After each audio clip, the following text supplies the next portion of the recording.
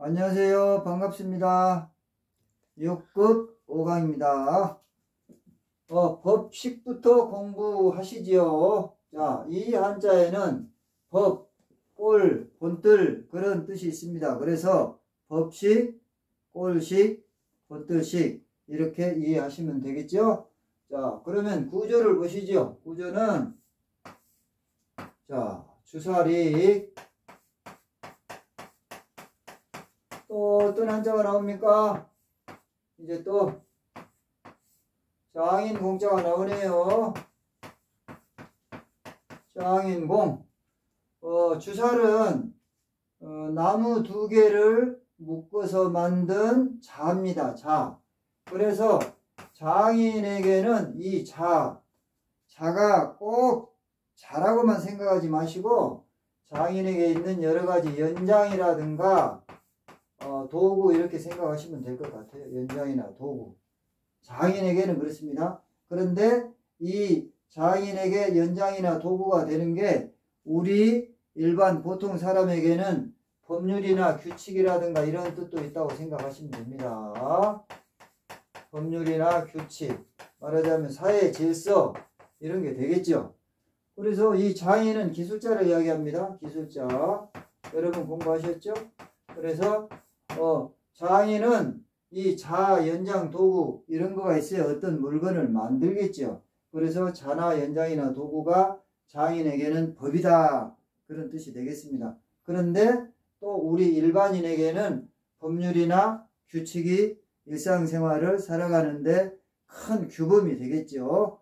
그런 뜻으로 이해하시면 되겠습니다. 이제 또 이 십자가 들어간 한자 의의를 한번 보실까요? 방식이라는 말이 있습니다. 방식, 모방, 법식.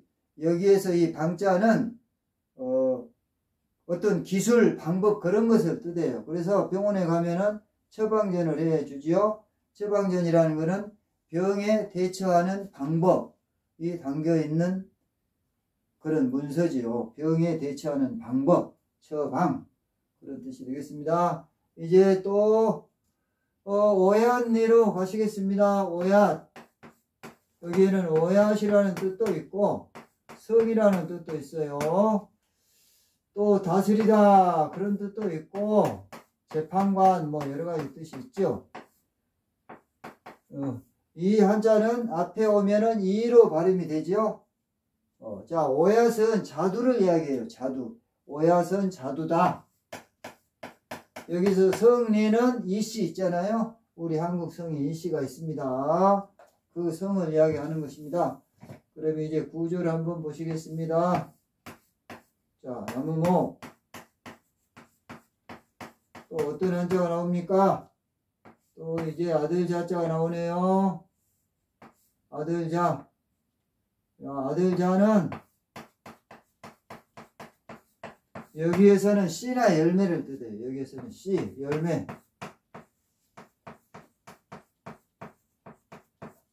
그런데 여기서는 이제 나무 위에 오얏 열매가 많이 열린 그런 거예요. 오얏. 오얏은 자두라고 말씀드렸죠. 오얏이 많이 열린 나무다. 그런 뜻이 되겠습니다. 그런데 이제 이 자자가 씨 열매라고 말씀드렸는데 금방 자두도 말씀드렸지만 또 유자라는 뜻이 있어요. 유자. 이게 유자 유자예요. 유자 그럼 유자나무 열매. 또 이제 오미자 그러면 오미자 열매 그런 뜻이 되겠습니다. 자, 그런데 이 나무목에는 뭐가 있습니까? 가운데 이 부분 이게 뚫을곤이죠. 뚫을곤. 뚫을곤 왜 이게 있습니까?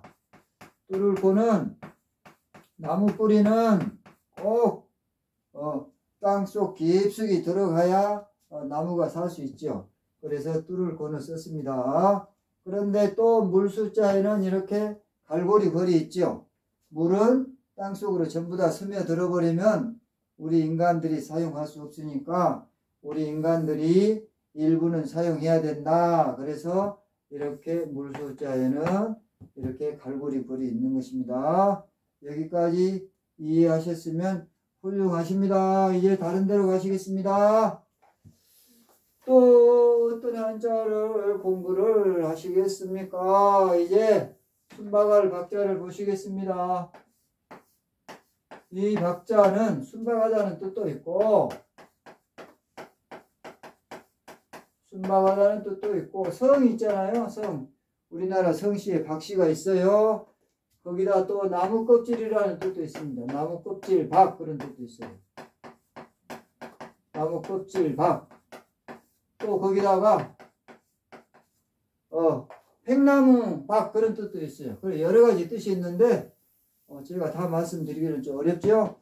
그럼 이제 구조를 한번 보시겠습니다. 이 구조를 보시면 이렇게 되어 있어요. 이게 나무모. 또 어떤 한자가 나옵니까? 이 한자가 나오죠. 전복. 전복이라고도 하고 또 점칠복이라고도 합니다. 그런데 그때는 이 부분이 점괘예요. 점괘. 점칠 때 길흉이 나오죠. 길흉. 그 점괘입니다.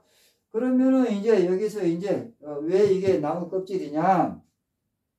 나무 껍질을 이 박자가 나무 껍질이라는 뜻도 있는데 나무 껍질을 벗기면은 나무 그 본질 부분에 비해서 더 부드럽다고 해요. 그리고 또 이렇게 우리가 나무 껍질을 벗기면 뭐를 벗길 때 이렇게 무슨 팍 그런 소리가 나지 않아요? 그래서 나무 껍질이라는 뜻도 있다고 그러고 또 이 순박할 박은 나무 껍질을 벗기면 좀 투박하잖아요. 투박하지만 거기에는 꾸밈이 없다. 그래서 순박하다. 쉽게 이야기하면 나무 껍질이 본질 부분하고 갈라질 때 좀 투박하고 하기는 하지만 꾸밈이 없이 순박하다. 그런 뜻이 담겨있는 그런 글자가 되겠습니다. 구독과 좋아요 부탁드립니다. 이제 또 다른 데로 가십니다. 어디로 가실까요? 이제 또 머리두를 보시겠습니다. 머리두.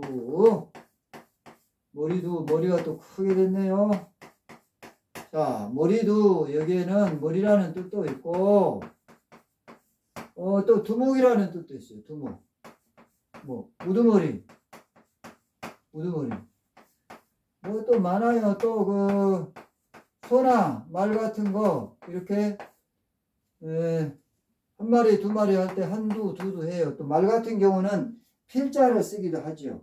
한 필, 두 필 이렇게 필자를 쓰기도 하는데 두 자를 쓰기도 합니다. 또 여기에는 첫머리라는 뜻도 있고 그래요. 그럼 이제 구조를 보시면 이렇습니다. 자, 여기는 머리혈. 또 뭐가 나온가요? 콩두가 나오네요. 콩두인데 그냥 제기두라고 할게요. 이유는 좀 이따 말씀드리겠습니다. 이 부분, 이 머리열에서는 이 눈이 강조되어 있어요. 머리에서 눈이 강조되어 있는 부분이죠. 그리고 이 제기두는 원래 이 제기두는 원래 제기로 쓰였어요. 머리가 크고 이렇게 다리가 짧은 제기로 쓰였는데 제기 모양이 이렇다고 그래요. 옛날 제사 지낼 때 제기 모양이 머리 부분은 크고 다리 부분이 짧은 제기 모양을 본떠서 만든 글자였는데 뒤로 이제 이 두가 콩두로도 쓰였어요. 그래서 콩두라고도 합니다. 그런데 이 제기 두자는 다른 한자와 합해서 합체자를 이룰 때는 콩이라는 뜻이 없고 거의 대부분이 제기로 쓰인다. 그렇게 생각하시면 되겠습니다. 제기는 제사 지낼 때 쓰는 그런 그릇입니다. 여기는 눈이 강조되어 있다는 말씀을 드렸죠. 그리고 이제 또 이 제기처럼 머리가 큰 사람을 이야기하기도 합니다. 그런데 이제 또 이 한자와 어우러져서 이루는 한자 어휘를 한번 보시겠습니다. 어떤 게 나올까요? 두각이라는 한자가 있어요. 두각. 머리두 뿔각. 그런데 사람에게 뭐 뿔이 있는 건 아니잖아요. 뿔이 있는 건 아니고 이제 머리 끝이라고 생각하면 되겠습니다.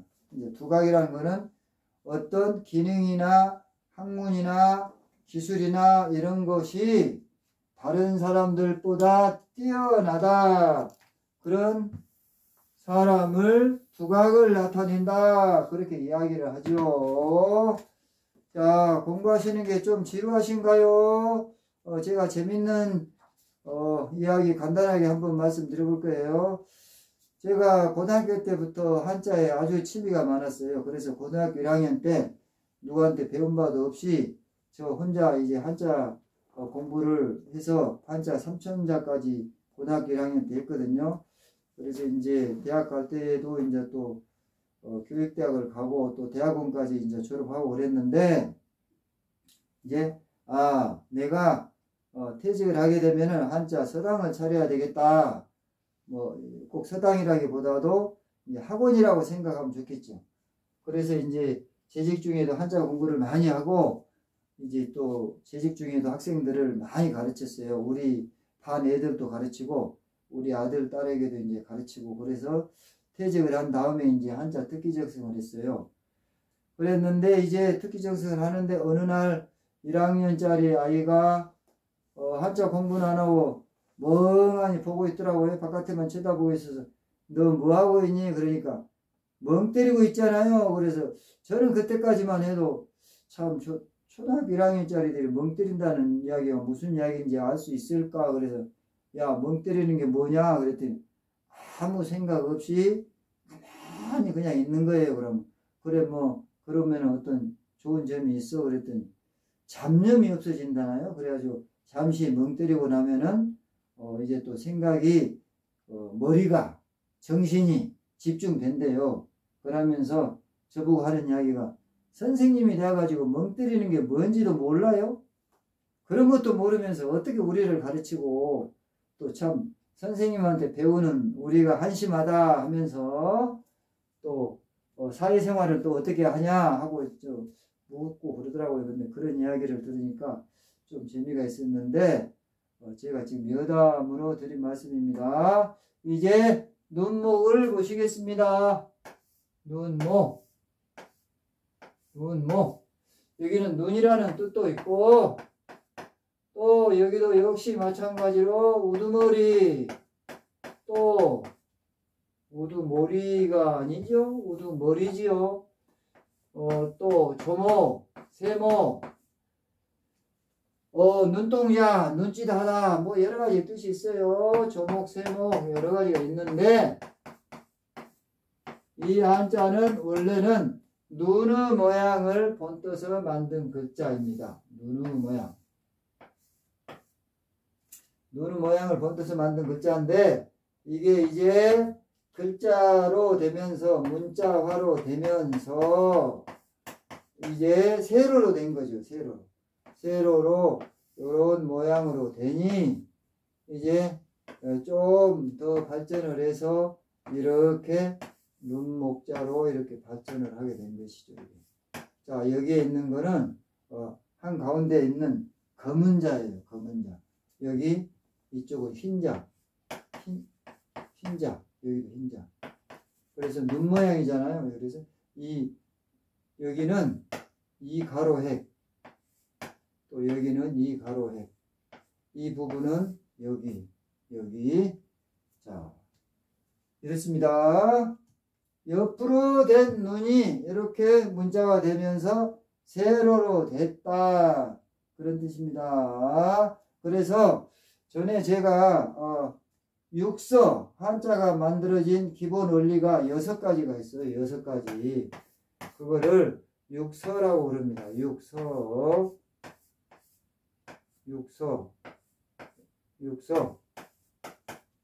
중에 이제 여기는 다른 어떤 물건의 모양을 본떠서 만든 글자를 상형이라고 해요. 상형. 물건의 모양을 본떠서 만든 글자다. 그래서 상형이라고 합니다. 이게 코끼리 상자고 이게 모양 형자죠. 상형. 자, 또 형성은 한쪽 부분은 뜻을 나타내고 또 한쪽 부분은 소리를 나타내는 것. 그런데 상형에는 이거 해일 같은 것도 상형이죠. 해일. 해일도 원래는 이런 해잖아요. 해. 이런 해인데 이렇게 이런 거. 이렇게 동그라미 했는데 뒤로 이제 이게 문자화 되면서 이렇게 네모 모양으로 됐다. 그렇게 되겠습니다. 그러면 이제 이 눈목자가 들어간 한자 의의를 한번 살펴볼까요? 두목이 있습니다. 두목. 머리두, 눈목. 그러니까 이 두목은 어떤 좋지 못한 단체의 우두머리를 이야기해요. 쉽게 이야기하면 깡패 집단의 우두머리, 보스 뭐 이렇죠? 그런 뜻도 있고 또 주목이라는 말도 있어요. 주목. 주목은 불, 주, 눈, 목. 눈을 한 곳에다 그냥 이렇게 붓는 게 아니고 눈길을 어떤 한 곳에 집중하는 것. 그게 주목이에요. 주목. 자, 주목. 또 어떤 뜻이 있을까요? 어떤 사항이나 어떤 일에 대해서 세심한 관심을 가지고 그쪽을 집중적으로 살펴보는 것. 그런 경우에는 주목이라고 하겠습니다. 수고하셨습니다.